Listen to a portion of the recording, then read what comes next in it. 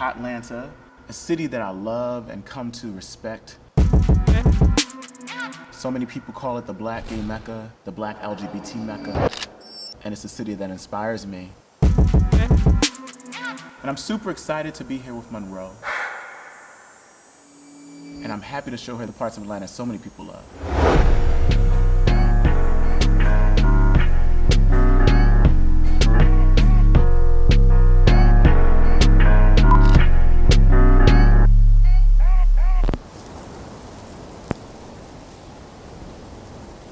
This park is really important. This is Piedmont Park. This is where Black Gay Pride is held. Okay. And Atlanta Black Gay Pride touts itself as the largest Black pride in the world.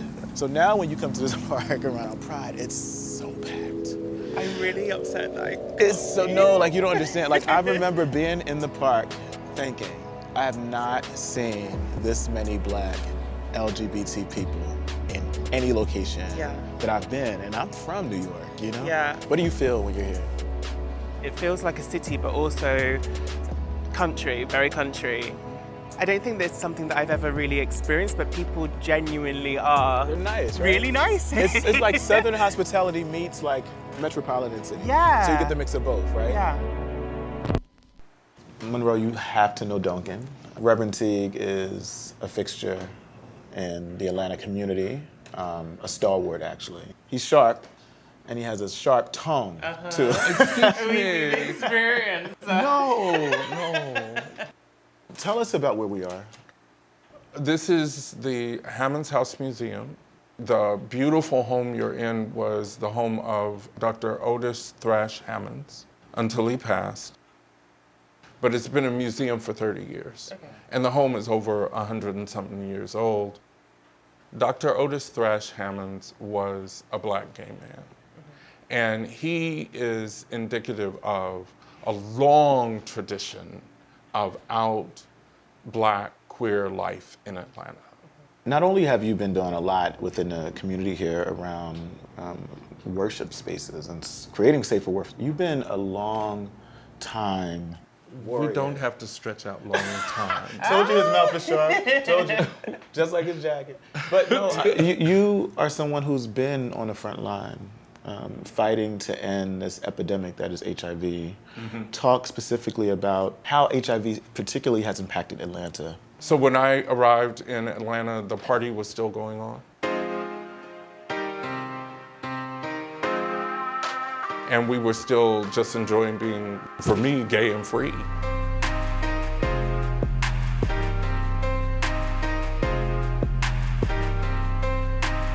Within 2 to 3 years, it was a whole different story. And the epidemic was firmly raging. In the mid to late 80s, it was not just the Black community. It was the gay community of all colors. My work in HIV and AIDS brought me to the West End probably first. In some terms, for me back home.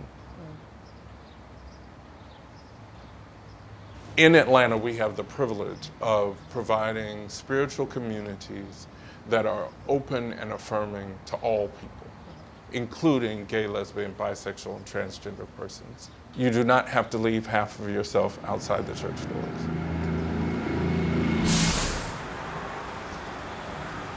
So wait, give us some context. Where are we right now? So this is the King Center in the background. It's a really iconic location in the city. As you can see, people travel from all over the world to pay homage to the legacy of Dr. King, but also just to reflect, to meditate. It's a very spiritual energy that sort of permeates the grounds. We have this really powerful history that we carry and that we're very proud of. I think we're also very forward-looking, and I think that's what has always set us apart from many other southern cities. You know, we're a resilient place. Tell us about the work you do with Counter Narrative Project, because it's amazing work. Counter Narrative Project, for me, has been just an amazing opportunity to create a political home for my community. The work that we're doing now is rooted in civic engagement, so we're focused on voter registration, we're focused on media justice. this is your home. Like, you know this community. And here now people migrate to Atlanta, particularly Black queer people, Black queer and trans people, to be free. To be free, absolutely. Atlanta represents freedom, certainly for Black, queer, and trans folks. We've had these epic triumphs here.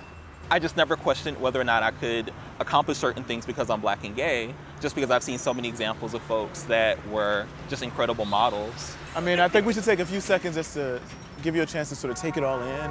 But I need to eat. Like an hour ago, okay? So let's do this. The food, for me, it's like I do soul food with a twist. The difference is that it reflects me, you know, it's my food. This food has history, you know, not all of it is positive. But we're talking some food that came from strength and tenacity of ancestors that were making something out of nothing. So we have this whole wave now of sustainability. Well, I say we have been sustaining for quite a while. Yeah. What is now in fashion is what we've been doing, you know, all along. Talk about diversity or the lack thereof with regards to Black women, Black lesbian women. Yes. Restaurant owners. There's very few. We are in an industry that has, you know, been a white male dominated industry for years. And it's really strange because, again, if we go back to history, you know, I don't care what color you wear, who was cooking? Right. Your mama, okay? It was the woman. And it's like then dollars got involved in it, and now women are not strong enough, they weren't good enough to be in professional kitchens. And again, I beg to differ. I beg to differ.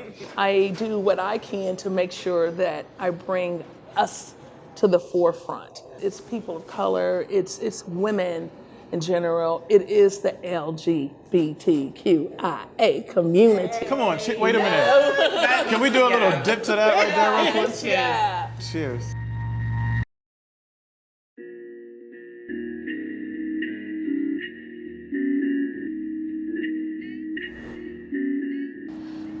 So you did it. I did it. You made it to Atlanta. I did. You made it through Atlanta. It's been an amazing trip. I honestly feel like I've experienced somewhere that I will keep coming back to. But this is great because even people, so many people who live in Atlanta may or may not know a lot of the things that exist. As we talk to folk, it was nice to hear them say, oh wow, I didn't think about that. I didn't know that about the city, which means there's so much more to learn. I think going to the area of like the Martin Luther King Center was just such a humbling moment. And I just felt really lucky to be there. I don't think that there's any other word that I could really say other than that it made me feel really lucky and privileged. That is what really makes me fall in love with this place, to drive down streets that are named after Black people who fought so hard so that we can sit in the W Hotel, so that we can party on the streets, so that we can be in Atlanta, being fly, brilliant, and alive. To turn tragedy to triumph is such an achievement in any case, but such tragedy. And to be such a marginalized person and, you know, just turn things around and then take that to help other people is just so amazing.